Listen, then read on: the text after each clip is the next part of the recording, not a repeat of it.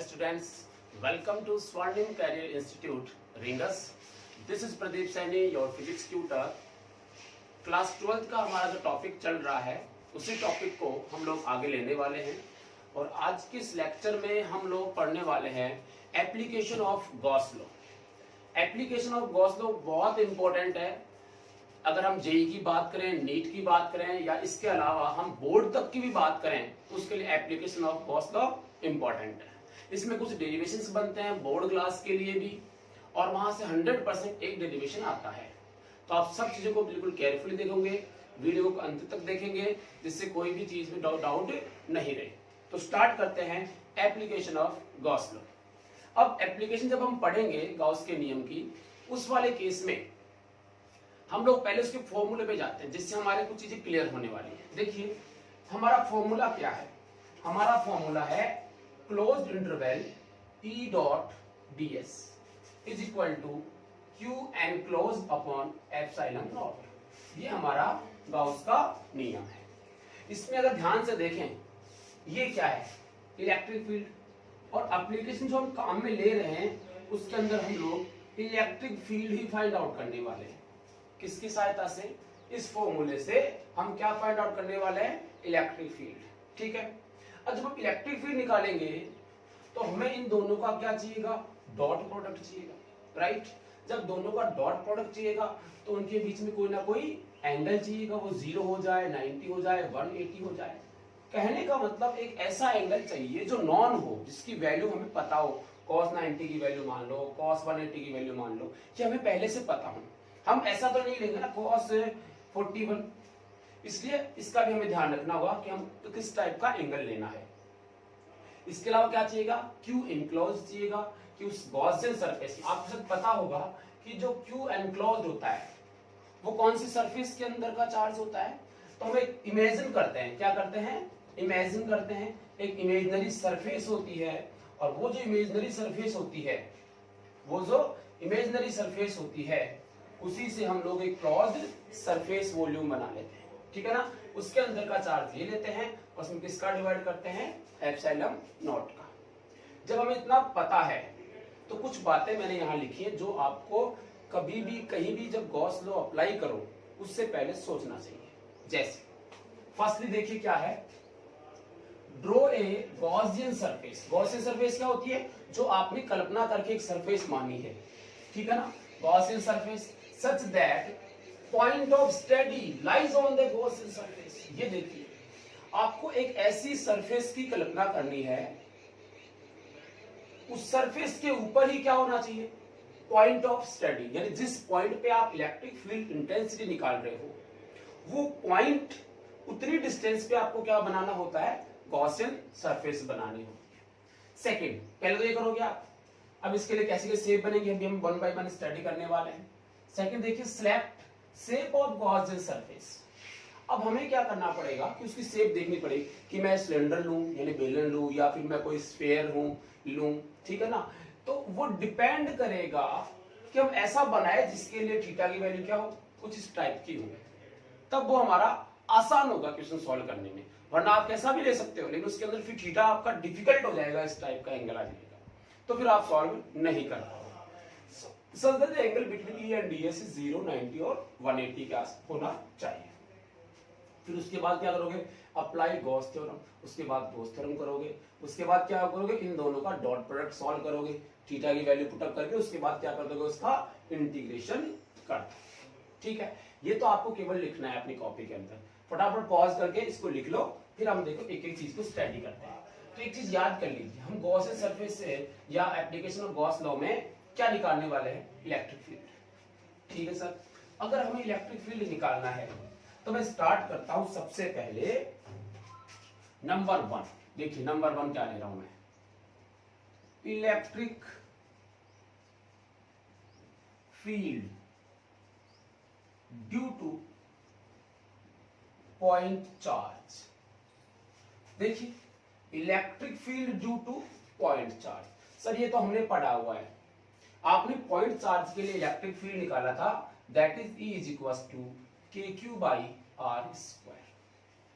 क्या आंसर था उसका? E is equal to KQ by R square. कोई पॉइंट चार्ज था, देखो this is a point charge Q, और इस पॉइंट चार्ज Q से R डिस्टेंस पे, यहां मान लेता हूं R distance, this is R distance, चलो मैं इसको ऐसे लिख लेता हूं, पॉइंट चार्ज Q और ये क्या बन गया इसका R डिस्टेंस। यहाँ पे इलेक्ट्रिक फील्ड कितना होता है, इतना होता है, बट यहाँ हम लोग किसके थ्रू निकालना चाहते हैं, गाउस के नियम से। तो अब देखिए निकालते हैं, ये का ये आंसर आएगा कौन से लॉ से, गाउस के लॉ से, इस वाले लॉ से। देखो सबसे पहले क्या कहा गया, draw a Gaussian surface such that point of study lies on the Gaussian surface. कहा है पॉइंट ऑफ स्टडी, इस पॉइंट पे निकालना चाहते हैं, कितने डिस्टेंस पे, R डिस्टेंस। इस पे क्या बनाना पड़ेगा, एक कल्पना करके एक सरफेस बनानी है, इस पॉइंट को लेते हुए क्या बनानी है, एक सरफेस बनानी है। वो सरफेस जब आप सोच रहे होंगे उस वाले केस में उसकी शेप कैसी होगी, उसकी शेप कैसी होगी, तो ऐसी होनी चाहिए जिसके कारण ई और ds की वैल्यू, जो ई और ds है उनके बीच में एंगल कितना, 180। अब थोड़ा सोचिए, अगर मैं इस चार्ज को बंद करूं, एनक्लोज करूं और किसी क्यूब के थ्रू कर दूं, घन के द्वारा सॉल्व कर दूं या सिलेंडर के द्वारा कर दूं, तो क्या ई और ds के बीच एंगल इनमें से आएगा, नहीं आएगा। देखो कैसे, ये चार्ज था Q, मैंने मान लो इस पे क्यूब बनाया, क्या बना दिया मैंने, क्यूब बना दिया। अब इसमें दिक्कत क्या आएगी, देखो इस चार्ज का इस वाले सेंटर से डिस्टेंस क्या रहेगी, अलग रहेगी, यहां से क्या रहेगी, अलग रहेगी, इस वाले फेस से क्या रहेगी, अलग रहेगी, इस वाले फेस से क्या रहेगी, अलग रहेगी। या मैं ये कह दूं कि यहाँ छोटा सा कोई ds लिया भी जाएगा तो वहां पे इलेक्ट्रिक फील्ड की जो डायरेक्शन होगी उनके बीच में एंगल अलग होगा, जबकि यहाँ जो लेंगे उनके बीच में एंगल अलग होगा, तो हर पॉइंट पे थीटा की वैल्यू चेंज हो जाएगी। तो फिर आप क्या नहीं कर पाओगे, इसको सॉल्व नहीं कर पाओगे। इसलिए मैंने ये बात लिखी है कि जब आप गॉसियन सरफेस बनाओ उस समय कुछ ऐसा करो कि आपके पास थीटा की वैल्यू ऐसी मिले, ठीक है। अगर मैं यहाँ सिलेंडर बनाता, देखो सिलेंडर बनाता इस चार्ज के लिए, तो मैं ऐसे बनाता, ये इसका सिलेंडर होता। अब सिलेंडर होता तो आप कहते सर सिलेंडर के लिए ऐसे बनता, इधर से बनता, इधर से बनता, इधर से। लेकिन यहाँ क्या होता बताओ, यहाँ तो इलेक्ट्रिक फील्ड ऐसे होता ना, क्योंकि प्लस क्यू चार्ज से इलेक्ट्रिक फील्ड किधर होता है, आउटवर्ड होता है, यहाँ किधर होता है, ऐसे होता। तो इस जगह पे नॉर्मल इधर बनता, थीटा ये बनता, इस जगह पे नॉर्मल इधर बनता, थीटा ये बनता, तो थीटा क्या हो जाता, चेंज हो जाता। तो आप ये भी अप्लाई नहीं कर सकते। इसलिए कैसा बनाएं, कैसा बनाएं, तो आंसर है कुछ ऐसे एंगल आने चाहिए। इसके लिए क्या करेंगे जरा ध्यान दो, मान लेते हैं ये पॉइंट ऑफ था हमारा, स्टडी पॉइंट ये है, इसी को पॉइंट मान लो, और यहां से जो है ये आपने क्या बनाया, गॉसियन सरफेस, गाउसीय पृष्ठ मान लिया आपने, जिसकी रेडियस कितनी हो गई अपने आप, R हो गई, ठीक है ना। अब क्या करना होता है, अप्लाई करना होता है, राइट। तो देखिए अब आप करोगे, यहां से एक छोटा सा कोई भी ये आपने कोई एरिया ले लिया, छोटा सा एरिया, और छोटे से एरिया क्या बोला जाएगा, ds। बताइए इसके कारण इलेक्ट्रिक फील्ड बाहर की तरफ होता है, इलेक्ट्रिक फील्ड बाहर की तरफ होता है, और ds perpendicular to the surface होता है, तो परपेंडिकुलर सरफेस, यानी यहाँ पे ऐसे बन गया, ये पूरा है गोला, एक पूरा गोला है, उसमें छोटा सा पार्ट हमने लिया ds, वो ds ऐसे बन गया। तो यहाँ थीटा कितना होगा, 0 डिग्री। अब आप कहीं भी देखिए, कहीं भी देखिए, अगर मैं यहाँ लूंगा, यहाँ ये क्या बनेगा, ds, ये क्या होगा, e, थीटा यहाँ भी कितना होगा, 0। इजी हो गया ना सॉल्व करना, यहाँ कितना हो गया, 0 हो गया। तो ये अब इजी हो जाएगा आपका सॉल्व करना। दूसरी बात देखिए, जहां भी हम ds ले रहे हैं उस पॉइंट की इस चार्ज से डिस्टेंस कितनी, r, ये भी कितनी r, और ये भी कितनी r। जब r सेम रहेगी और थीटा सेम रहेगा तो इलेक्ट्रिक फील्ड की वैल्यू में भी कोई चेंज नहीं आएगा। यानी यहां पर अगर हम देखें तो इलेक्ट्रिक फील्ड क्या आएगा, कांस्टेंट। इलेक्ट्रिक फील्ड क्या आएगा, कांस्टेंट। कांस्टेंट आने से क्या फायदा होने वाला है, ये जो E है आपका, ये इस इंटीग्रेशन से बाहर आ जाएगा। तो हम लोग डिस्टेंस भी हमेशा क्या ले, सेम ले, इसलिए हम सर्कल की फॉर्म में यानी स्क्वायर की फॉर्म में इसको बना रहे हैं। क्लियर होगी? इस एक को और ढंग से समझ लो, फिर सब कुछ क्लियर हो जाएगा। चलिए अब बात करते हैं, सॉल्व करते हैं। नंबर 3 पे आते हैं। यहां से apply Gauss theorem. Gauss theorem apply करोगे तो क्या आएगा? Integration close interval E dot ds is equal to क्या लिखोगे यहाँ पे? Q एनक्लोज्ड कितना है अंदर अपॉन एप्सिलॉन। इसको सॉल्व करोगे तो पहले डॉट प्रोडक्ट सॉल्व करना पड़ेगा, E ds cos थीटा, ठीक है, और Q एनक्लोज्ड इस पूरे में कितना चार्ज है? इस पूरे में Q चार्ज, यहाँ कितना आएगा? Q charge upon epsilon naught. Clear है? Q upon epsilon naught. अब आगे देखिए आप इसको, थीटा कितना, कहीं भी चले जाइए, थीटा कितना? तो आंसर है 0। तो थीटा 0 लिखोगे तो cos 0 की वैल्यू कितनी जाएगी? cos 0 की वैल्यू हो जाएगी 1। तो आपका E कैसा है? कांस्टेंट बाहर आ जाएगा, अंदर क्या बचेगा? ds, और cos 0 की value 1, Q upon epsilon naught, right? सो E इनटू इंटीग्रेशन ds क्या होगा? सोचो, ds तो क्या होगा? इतना सा, और इंटीग्रेशन ds क्या होगा? केवल s। S का मतलब इस पूरे का सरफेस एरिया, पूरे स्फीयर का सरफेस एरिया। पूरे स्फीयर का सरफेस एरिया कितना होता है? 4 पाई r स्क्वायर। देखो 4 pi r square is equal to Q upon epsilon naught. यहां से E इज इक्वल टू आया Q upon 4 pi epsilon naught, 4 pi epsilon naught upon r square, और E is equal to KQ upon r square, right है? तो point charge के कारण जो field आता है हमारे पास, that is KQ by r square. ये हमारा पहले भी किया हुआ है, लेकिन एप्लीकेशन को समझने के लिए हमने इसको यहाँ दोबारा किया है कि हम लोग ये आंसर इसके थ्रू भी निकाल सकते हैं। क्लियर हो गई बात? ठीक है ना? तो आप इसको जो है लिख लीजिए कंप्लीट पूरा, और उसके बाद हम नेक्स्ट कर लेते हैं। फटाफट लिख लीजिए। चलिए लिख लिया होगा आपने, पॉज करके लिख लीजिए, मैं मिटाता हूं इसको, मैं फिर दूसरा लिखता हूं।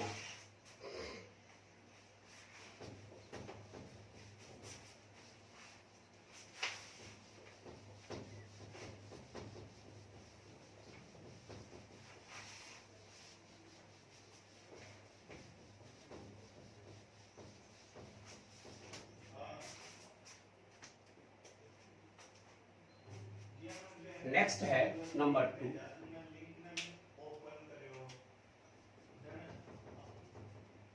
Electric field due to uniformly charge sphere.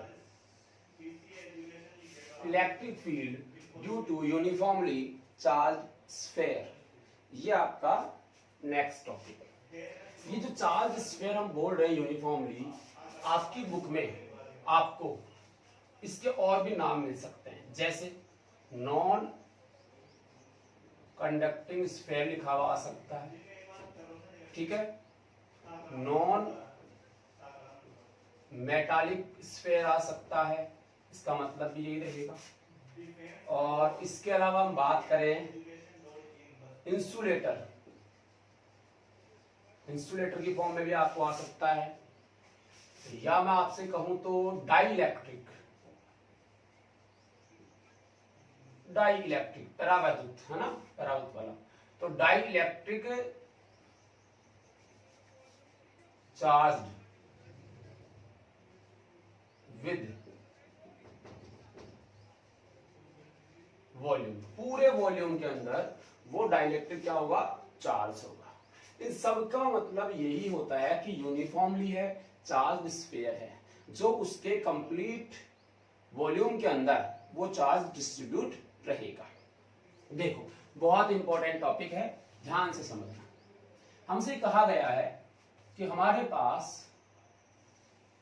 पास एक स्फीयर है जिसकी रेडियस है r। ये स्फीयर मेटल नहीं है। अगर स्फीयर मेटल होता तो पूरा का पूरा चार्ज जो हम इसको देने वाले हैं, पूरा का पूरा जो मान लीजिए इसके पास चार्ज है कितना? Capital Q। इसके पास कितना चार्ज है? Capital Q। Capital Q charge को दिया गया है, वो भी कैसा, यूनिफॉर्म। ठीक है, अगर ये स्फेयर होता, कौन सा वाला, मेटालिक स्फेयर होता, धात्विक होता, तो पूरा का पूरा चार्ज का होता, इसकी सरफेस पे होता, इसके वॉल्यूम में नहीं होता। ठीक है ना, ये है इसका मतलब।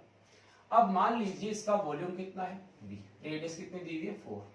ठीक है, नहीं भी मानेंगे तो अभी रेडियस से निकाल लेंगे। अब हम इसको सॉल्व करें, यहां पे हमारे पास तीन कंडीशंस देंगे। पहले मैं कंसीडर कर लेता हूं कि आपके पास एक यूनिफॉर्मली चार्ज स्फीयर है और इसकी जो रेडियस है वो कितनी है r, राइट, और इसके पास जो टोटल चार्ज है q। ये चीजें हमें पहले से गिवन है। ठीक है, गिवन है पहले से। अब हमारे सामने जो कंडीशंस आने वाली है वो 3 कंडीशंस हैं। नंबर 1, जो आप इलेक्ट्रिक फील्ड निकालने वाले हो वह point is inside the sphere. मतलब क्या हुआ, पॉइंट इस स्फीयर के अंदर हो, वहां इलेक्ट्रिक फील्ड निकालना पड़े तो स्मॉल आर लेंगे डिस्टेंस, तो कैपिटल आर से क्या होगी, कम। Number 2, when point is at surface, यानी स्मॉल आर की वैल्यू किसके इक्वल हो जाएगी, आर के इक्वल।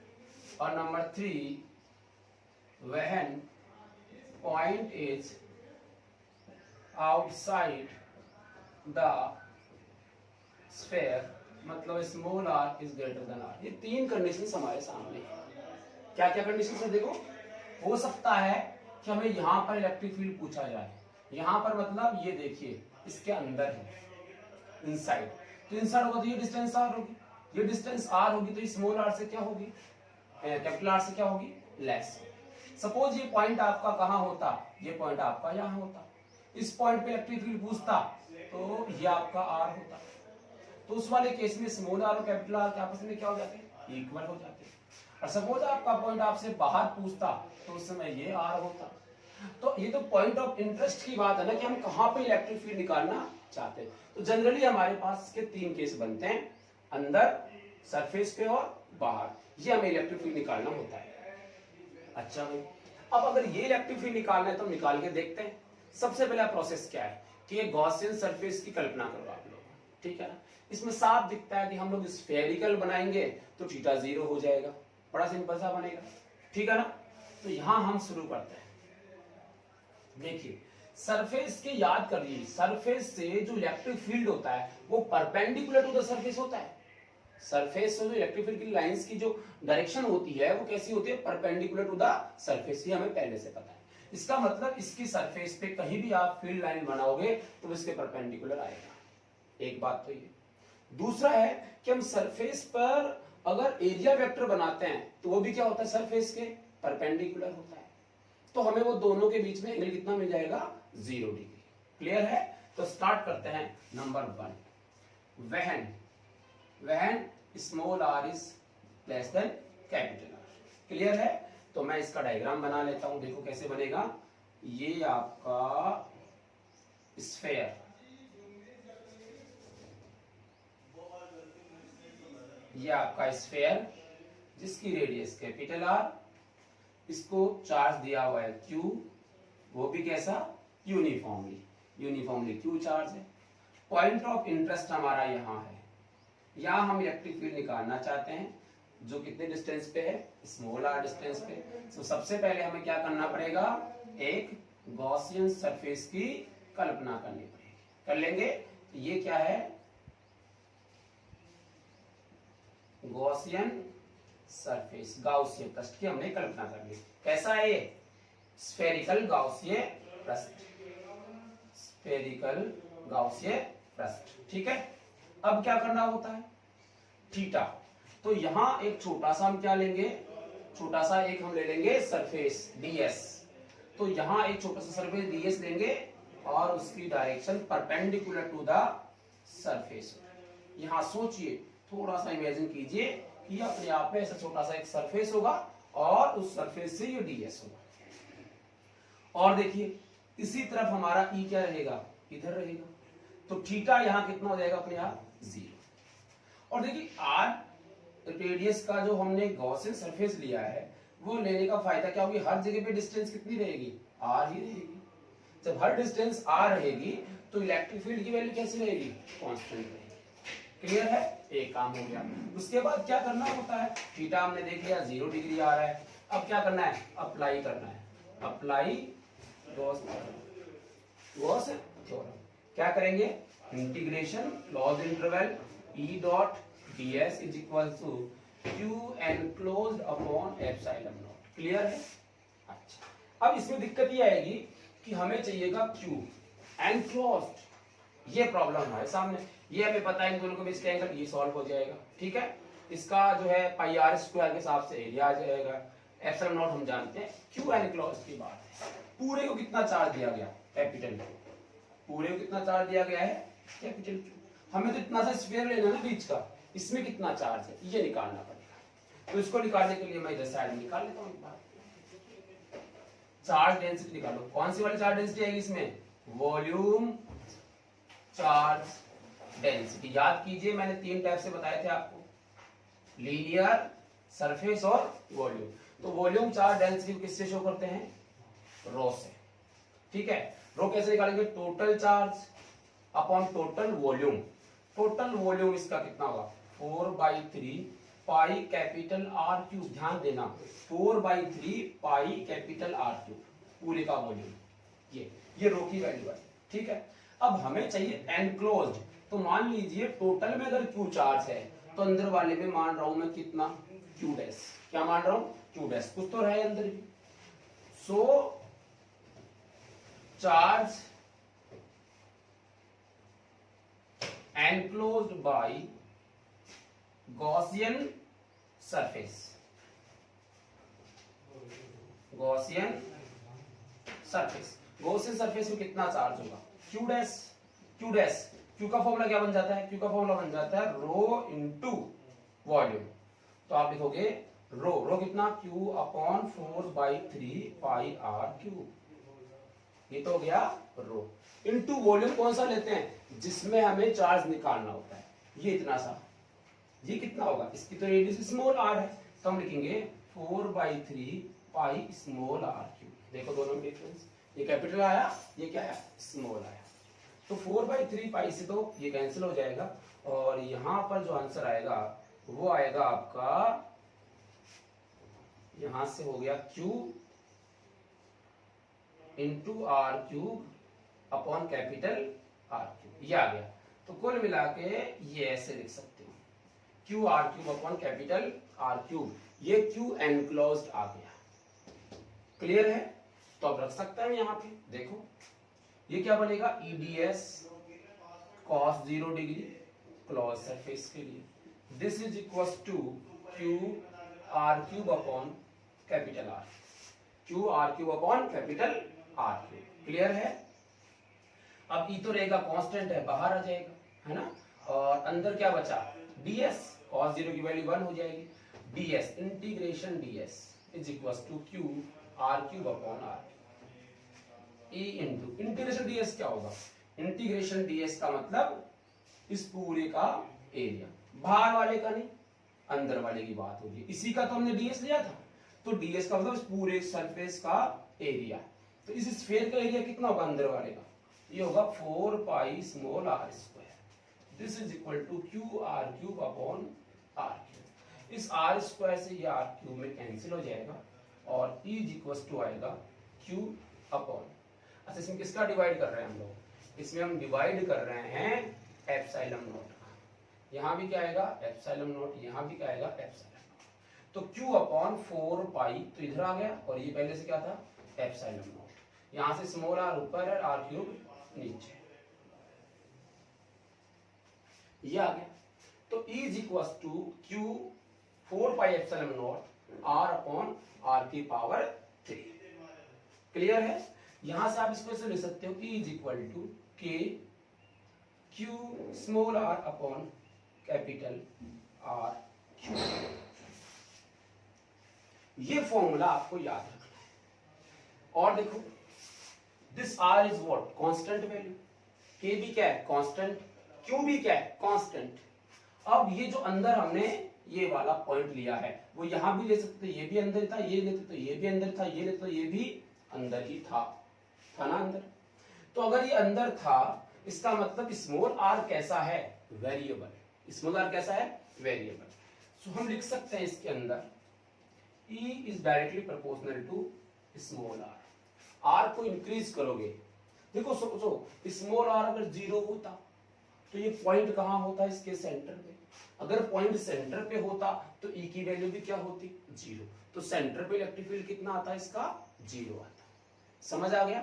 तो सेंटर पे R is equal to 0, then E is equal to क्या आता, 0। और इसके आगे की हम बात करें तो क्या आ रहा है, उसके प्रोपोर्शनल में चल रहा है। ठीक है भाई, और देखते हैं। यहां से हमें मिल रहा है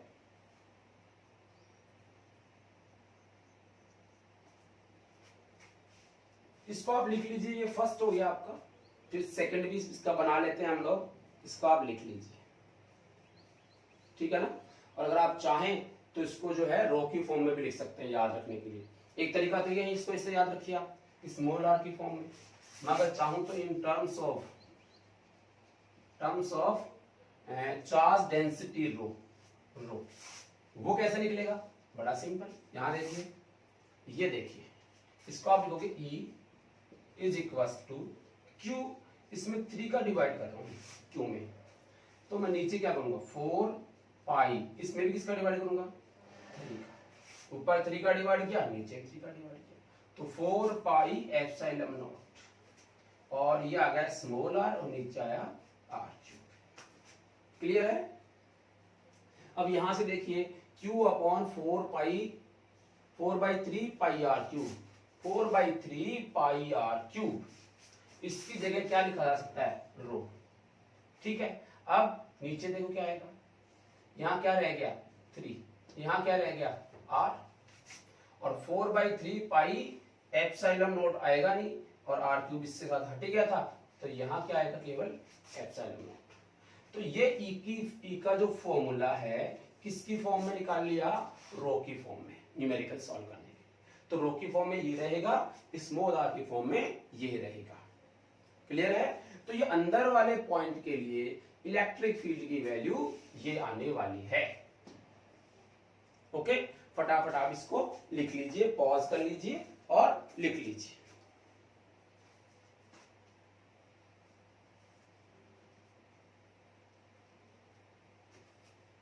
चले आगे। ओके, अब मैं आगे चलता हूं नंबर 2 पे। इसको मिटाता हूं मैं।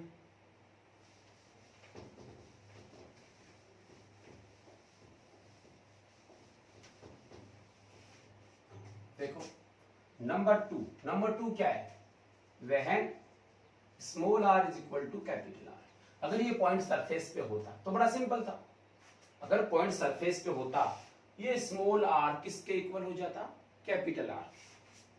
तो स्मॉल r कैपिटल R के इक्वल होता तो E सरफेस निकालते, ये क्या है E इन, ये भी क्या बोलेंगे E इन, ये क्या बोलेंगे सरफेस पे। कितना आएगा देखो K Q capital R upon R cube, small r की जगह कैपिटल R। इससे ये कैंसिल हुआ, कितना आया 2, कितना आया KQ बाई R स्क्वायर। तो सरफेस पे जो आंसर आता है, सरफेस पे जो आंसर आता है that is KQ by R square.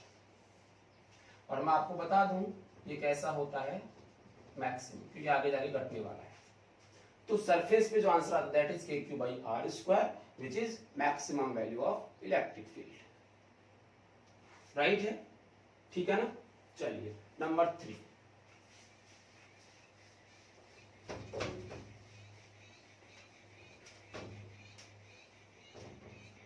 Number 3 है when small r is greater then capital R। इसका मतलब क्या हुआ कि सरफेस के बाहर अगर पॉइंट होता, बाहर अगर पॉइंट होता, मतलब ये तो आपकी r रेडियस कैपिटल, इस पे कितना चार्ज था, प्लस Q चार्ज था, प्लस Q चार्ज था। पॉइंट यहां दे दिया आपने, यहां पे अगर यहाँ पॉइंट है, इस पॉइंट जो हम लेते हैं वही हमारी क्या होती है, स्मॉल आर होती है, ठीक है ना। अब इस पॉइंट पे इलेक्ट्रिक फील्ड निकालने के लिए वही हमारा फंडा, हम क्या समझते हैं कि सबसे पहले गॉसियन पृष्ठ की कल्पना कीजिए। तो एक गॉसियन पृष्ठ की कल्पना कर लीजिए, ठीक है ना। यहाँ से एक गॉसियन पृष्ठ की कल्पना कीजिए, कुछ ऐसा स्फेरिकल गॉसियन पृष्ठ हमने बना लिया। आप सोचिए अगर यहाँ छोटा सा अल्पांश होता तो हम क्या बोलते हैं उसको, ds। इलेक्ट्रिक फील्ड भी किधर होता, इधर। थीटा कितना होता, 0 डिग्री। थीटा कितना होता, 0 डिग्री। यहाँ होता तब भी यही होता, ठीक है। अब इस वाले केस के अंदर टोटल चार्ज किसके अंदर आ गया, इसी में आ गया। टोटल चार्ज कितना हो गया, Q हो गया। तो हम क्या लगा सकते हैं, अप्लाई कर सकते हैं, बड़ा आसान है, apply Gauss theorem. Gauss theorem apply करोगे, देखो क्या लिखोगे, E ds is equal to Q enclosed upon epsilon naught. अब थीटा 0 आ रहा है तो आप लिखोगे E इंटू ds, ये आ जाएगा, है ना। This is equal to Q enclosed upon epsilon naught. ये आया E इंटू ds कितना, इस पूरे का एरिया, इस पूरे का एरिया कितना, 4 पाई r स्क्वायर। क्या हुआ, 4 pi r square. This is equal to Q enclose कितना, इस पूरे में कितना चार्ज आ गया टोटल, वही है जो इस पे आ गया होगा, वो Q रख देंगे यहाँ पे, Q अपॉन एप्सिलॉन नॉट। क्यों नहीं आया, ठीक है ना। So this is Q upon epsilon naught. यहां से E की वैल्यू, यहां से E की वैल्यू कितनी आ जाएगी, Q upon 4 pi epsilon naught upon r square. जरा ध्यान दीजिए ये क्या आ रहा है, KQ by r square, KQ by r square. क्या ये आंसर पहले भी आया, यस। ये चार्ज आया था, ये आंसर आया था पॉइंट चार्ज के कारण r डिस्टेंस पे इलेक्ट्रिक फील्ड। पॉइंट चार्ज के कारण r डिस्टेंस पे इलेक्ट्रिक फील्ड आपके पास यही आया था। क्या इसका मतलब हम ये माने कि जब किसी भी यूनिफॉर्म चार्ज स्फीयर की हम बात करते हैं तो उसके बाहर जब इलेक्ट्रिक फील्ड की बात करेंगे तो क्या वो sphere as a point charge deal करेगा, कि वो एक बिंदु आवेश से काम करने वाला है, वो पॉइंट चार्ज से काम करता है, क्योंकि इसका आंसर ऐसा मिला है। समझ आ गया, इस चीज का हमें ध्यान रखना है, ठीक है ना। तो ये आपका पॉइंट चार्ज के कारण ऐसा आंसर आया, क्लियर है। इसको आप लिख सकते हैं। इसके अलावा अगर आप इसको सिग्मा की फॉर्म में लिखें तो लिख सकते हैं, क्योंकि अगर मैं इसको बोलूं Q upon 4 pi epsilon naught तो 4 पाई r स्क्वायर एरिया हो जाएगा और Q हो जाएगा Q, तो इसको सिग्मा की फॉर्म में भी लिखा जा सकता है, ठीक है ना। तो आप फटाफट इसको पॉज करके उतार लीजिए।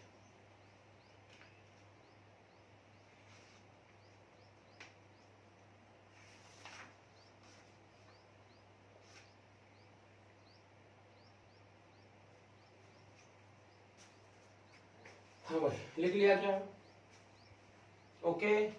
चलिए यहां से ध्यान देने वाली बात यह है कि this E is inversely proportional to r square. Second result, first result क्या था, ये थर्ड वाला हो गया, फर्स्ट ये था, और ये डिपेंड ही नहीं करता, ये क्या होता है, कांस्टेंट। यानी हर एक सरफेस पे, हर पॉइंट पे वैल्यू कैसी है, कांस्टेंट, ठीक है।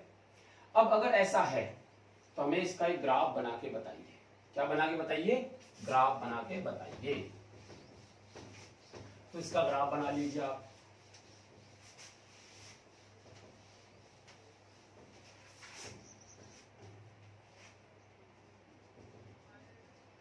ग्राफ किस किस के बीच में है, E वर्सेस R, E का R के साथ में ग्राफ। कौन से वाले स्फीयर के लिए, नॉन कंडक्टिंग स्फीयर के लिए। देखो तीन चीजें इसके अंदर, एक तो आपने कहा E इन, वो आपको मिला,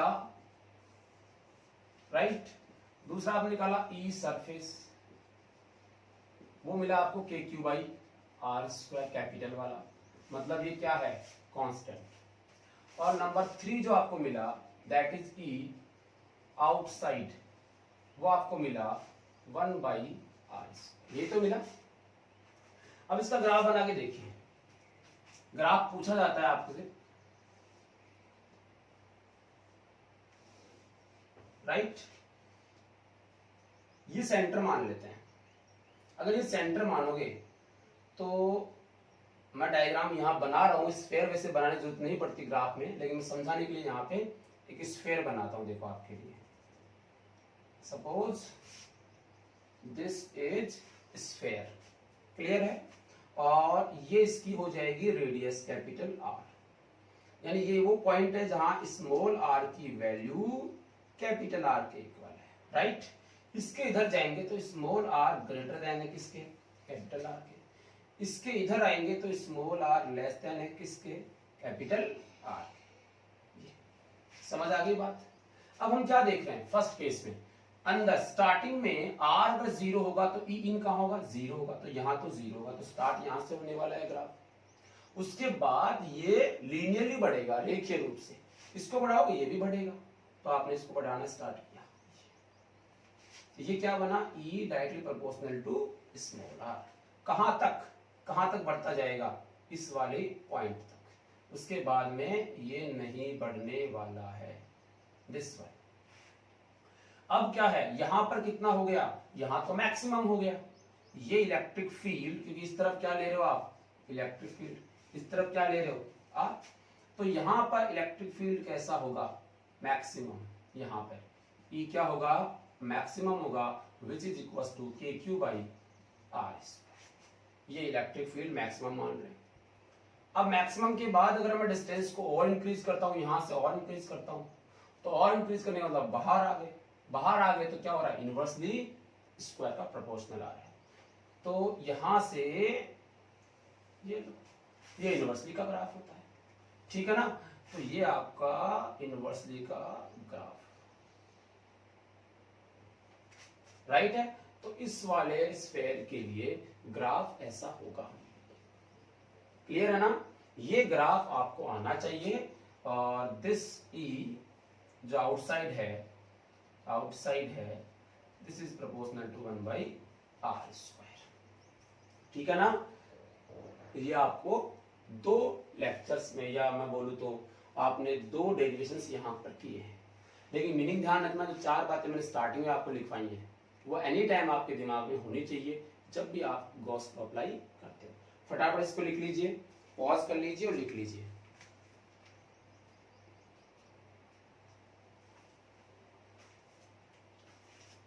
ठीक है ना, फटाफट लिख लीजिए।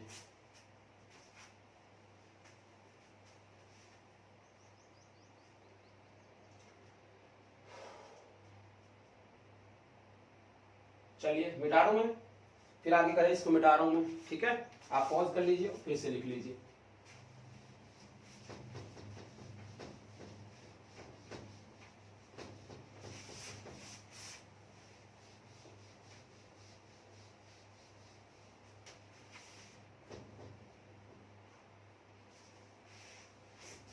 देखो नेक्स्ट मैं ले रहा हूं, इलेक्ट्रिक फील्ड ड्यू टू ए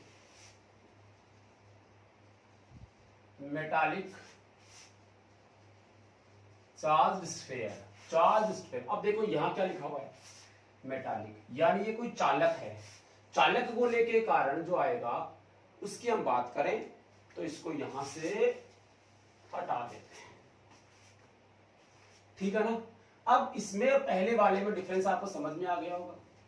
ये चार्ज स्फीयर है, कैसा है, धातु का बना हुआ है, मेटालिक है, मतलब इसको जितना भी चार्ज दिया जाएगा वो पूरा कहां होगा, due to repulsion all charge कहां चला जाएगा, इसकी सरफेस पे, इसके कंप्लीट वॉल्यूम में नहीं होगा। यानी यहाँ पे वॉल्यूम चार्ज डेंसिटी नहीं निकालनी है आपको, यहाँ पे आपको सरफेस चार्ज डेंसिटी निकालनी होगी, क्लियर है। इसमें भी हमारे पास कितने case, 3 case. Small R is less than R, समझ गए इसका मतलब। दूसरा आप लिखोगे small R is equal to R. Number 3 लिखोगे small R is greater than R, अंदर, सरफेस पे और बाहर, तीनों जगहों पे हमें क्या निकालना है, इलेक्ट्रिक फील्ड। मैं फटाफट सिंपल सी बात समझ को समझाता हूँ, बहुत कुछ बड़ा है नहीं इसमें। पहली बात, इसको आप देखिए, ये आपके पास चार्ज स्फीयर, इसको जितना भी चार्ज दिया जाएगा वो पूरा का पूरा चार्ज रिपल्सन फोर्स के कारण इसकी सरफेस पे आ जाएगा, ठीक है। इसकी रेडियस कितनी मान लेते हैं, आर, क्लियर। अब आपको अंदर कोई पॉइंट लेना है, ये पॉइंट लेना है, ये, इस पॉइंट के लिए अगर आप इलेक्ट्रिक फील्ड निकालोगे तो गॉसियन सरफेस ये बनेगी आपकी, गॉसियन सरफेस ये बनेगी, अब फटाफट कर लीजिए। अगर ये गॉसियन सरफेस बनती है तो आप क्या लिखोगे, EDS is equal to Q enclosed upon epsilon naught, right. यहां अगर गॉसियन सरफेस बनती है तो हम समझ सकते हैं कि इसके अंदर चार्ज कितना है, Q एनक्लोज्ड कितना, 0। तो साफ ही दिख रहा है ये 0 हो गया, कुछ सोचने की जरूरत ही नहीं है। अंदर की तरफ जो है इलेक्ट्रिक फील्ड है ही नहीं, ठीक है ना। तो आप यहां लिखेंगे EDS cos theta is equal to 0 upon epsilon naught. तो यहां इलेक्ट्रिक फील्ड भी कितना आ जाएगा, 0। तो इनसाइड इलेक्ट्रिक फील्ड कितना होता है, 0 होता है। फिर से सुन लीजिए, किसी भी चार्ज बॉडी में जो स्फीयर हम बात कर रहे हैं उसके अंदर इलेक्ट्रिक फील्ड कितना होता है, 0। सेंटर पे भी 0 होता है, इसके आगे यहां चलेंगे तब भी 0 होगा और यहां चलेंगे तब भी 0 होगा। जबकि जो नॉन यूनिफॉर्म वो जो हमारे पास अभी था, यूनिफॉर्म तो वो भी था, ठीक है ना, नॉन कंडक्टिंग था, उसके अंदर ऐसा नहीं था। सेंटर पे तो 0 था, पर सेंटर जैसे चल रहे थे वैसे वैसे लीनियरली इंक्रीज हो रहा था। बट इसमें क्या आएगा, आंसर 0 आएगा। क्लियर है, ठीक है। चलिए, तो ये हो गया E in is equal to 0। Number 2 में हम बात करें बाहर वाली सरफेस की, ठीक है। तो बाहर की सरफेस की अगर हम बात करें तो हम ये कह सकते हैं कि ये हमारे पास कैपिटल R है, इसको चार्ज दिया गया है कैपिटल Q चार्ज दिया गया है। बाहर सरफेस मतलब ये पॉइंट मान लेता हूं मैं, ये R डिस्टेंस होगी, small r is greater then r, ये ले रहा हूं पहले में, small r is greater then r ले रहा हूं। तो गॉसियन सरफेस कौन सी हुई, ये बना लेते हैं, दिस इज गॉसियन सरफेस हो जाएगी। क्यों नहीं है, गॉसियन सरफेस आपकी कौन सी बनेगी, ये। अब इसके लिए लगाओगे आप तो क्या लिखो, देखो EDS, मैं डायरेक्ट लिख लेता हूं, कोई दिक्कत नहीं है। EDS, यहां देखिए ये आपका DS और ये रही इलेक्ट्रिक फील्ड, थीटा कितना हो गया, 90, ठीक है। थीटा जब 90 होगा तो उस वाले केस में EDS cos 90, ठीक है, sorry this is 0, EDS cos 0, this is equal to Q enclosed, इस वाली सरफेस के अंदर टोटल कितना चार्ज है, upon epsilon not, simple.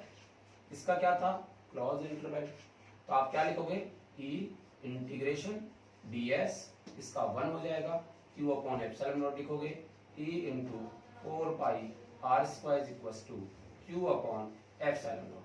E is equal to कितना आ जाएगा, Q upon 4 pi epsilon naught into R square, यानी आपका E आया KQ बाई R स्क्वायर। देखिए ये रिजल्ट कैसा है, ये रिजल्ट भी वही है जो पॉइंट चार्ज दिखाना आपको रिजल्ट मिला था। मतलब ये चाहे आपका नॉन मेटल हो और चाहे मेटालिक कंडक्टर हो, दोनों ही केस में इलेक्ट्रिक फील्ड अगर आप बाहर निकालोगे तो उस समय ये sphere as a point charge treat करने वाला है, as a point charge treat करेगा। इसका आंसर आया KQ बाई R। क्लियर है। चलिए अब ये देखिए कि सरफेस की बात कर लेते हैं। नंबर 3, नंबर 2 हो गया, नंबर 1 हो गया 0 और ये आ गया आउट, और आउट वाले को आप ऐसे लिख सकते हो, out is 1 by R square. Clear. Number 3 ले रहा हूं मैं, this one, small r is equal to capital R। जब small r is equal to capital R है तो इस वाले केस में E सरफेस के लिए आप लिखोगे KQ by small r is equal to capital R square. ठीक है, डायरेक्शन में पता ही इलेक्ट्रिक फील्ड की बाहर की तरफ है। ये हमें आंसर मिला। ये कैसा है, कांस्टेंट। तो सरफेस पे यहां भी कैसा है, मैक्सिमम। तो सरफेस पे कैसा आएगा, मैक्सिमम आ जाएगा। सरफेस पे क्या आ जाएगा, मैक्सिमम आ जाएगा। ठीक है ना। अच्छा, इसको और भी कोई तरीका है हमारे पास, देखो के क्यू, के को मैं चेंज कर लेता हूँ, 1/4 epsilon naught into R square into Q, this is E, surface पे आ रहा है। अब जरा इसको ऐसे लिख दूं मैं, Q/4 आर स्क्वायर इंटू 1/एप्सिलॉन नॉट, Q/4 आर स्क्वायर, ठीक है। Q/4 आर स्क्वायर क्या होना चाहिए, सरफेस पे होगा तो सोचो, सरफेस पे होगा तो ये ऐसा है, ये R है और ये इसकी सरफेस पे टोटल चार्ज कितना है Q। तो बताइए सरफेस चार्ज डेंसिटी सिग्मा कितना होगा, total charge upon total area, total area कितना होगा 4πr स्क्वायर। तो Q/4 आर स्क्वायर को लिखा जाएगा सिग्मा अपॉन एप्सिलॉन नॉट। याद है ऐसा क्वेश्चन हमने पहले भी किया है। Sigma upon epsilon not surface पे, किसी भी मेटल की सरफेस पे, मेटल की सरफेस पे जो इलेक्ट्रिक फील्ड आया है वो कितना आया है, sigma upon epsilon not, sigma upon epsilon naught. ये किसके लिए आया है, फॉर मेटल्स, कोई भी मेटल वाली सरफेस है उसके लिए हमारे पास आंसर आ रहा है sigma upon epsilon not. Very very important result, आपको याद होना चाहिए, ठीक है। ये इसका थर्ड रिजल्ट।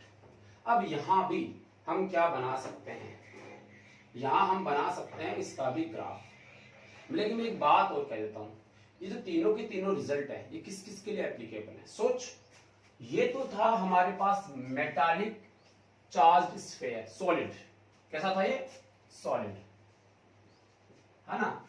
और अगर मान लो ये होलो होता, होलो स्फीयर होता, these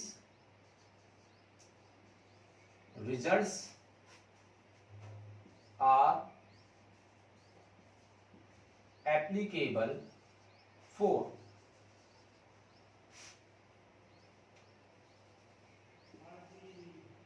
also for hollow sphere. देखो अगर ये होलो होता तब भी चार्ज कहां होता, सरफेस पे होता, तो सेम टू सेम कंडीशन बन गई। कैविटी, कैविटी की फॉर्म में होता, उस वाले केस में भी क्या बनता आपका, यही बनता।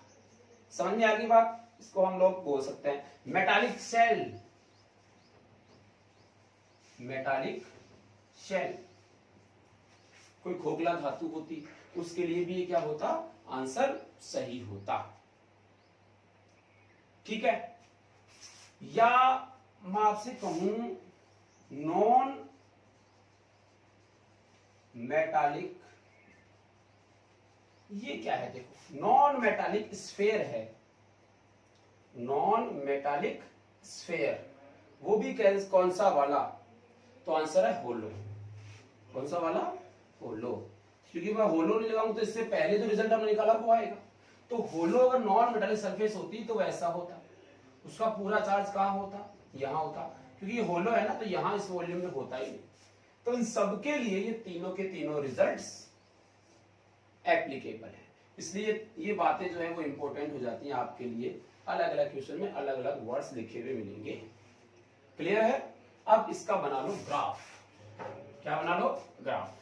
तो ग्राफ बनाने के लिए आप क्या करने वाले हो, पहला result E in is equal to 0, small r is equal to capital R, कितना आंसर आया, KQ by R square is equal to KQ by R square, या फिर सिग्मा अपॉन एप्सिलॉन नॉट। ये किसके लिए आया है, सरफेस के लिए। और हमने जो लास्ट ये बनाया है इसके लिए वो कितना मिला है, KQ by small r square, ये इसका मिला है, ठीक है। और इसमें मिला है कैपिटल R स्क्वायर। क्लियर होगी। ये तीन हमें रिजल्ट मिले, इन तीनों से हम क्या बना सकते हैं, इसका ग्राफ बना सकते हैं। एग्जाम में बार बार पूछा जाता है। देखो यहां से बात कर लेते हैं, किस किस के बीच में ग्राफ बना है, डिस्टेंस और इलेक्ट्रिक फील्ड के साथ में ग्राफ बना रहा है। तो डिस्टेंस और इलेक्ट्रिक फील्ड के बीच में जब हम ग्राफ बनाएंगे तो ये होलो स्फीयर का सेंटर हो जाएगा। अब मैं पूरा बना नहीं रहा हूं, यहाँ पे आपको चीजें क्लियर कराने के लिए पहले वाले में बना दिया था। अब मान लो यहां तक है small r is less than r, यहां लिखता हूं small r is equal to r और ये ग्रेटर देन मान। अब आप ग्राफ बनाओगे तो बताइए अंदर कितना 0, सेंटर पर भी कितना 0, और ये 0 अंदर कहां तक, तो यहाँ स्मॉल r अंदर ही है, यहाँ भी यहाँ तक, यहां तक आपके पास इलेक्ट्रिक फील्ड की वैल्यू क्या है 0। देखो इस r पे इस सभी r पे इलेक्ट्रिक फील्ड की वैल्यू इस वाले x पे क्या रहेगी 0।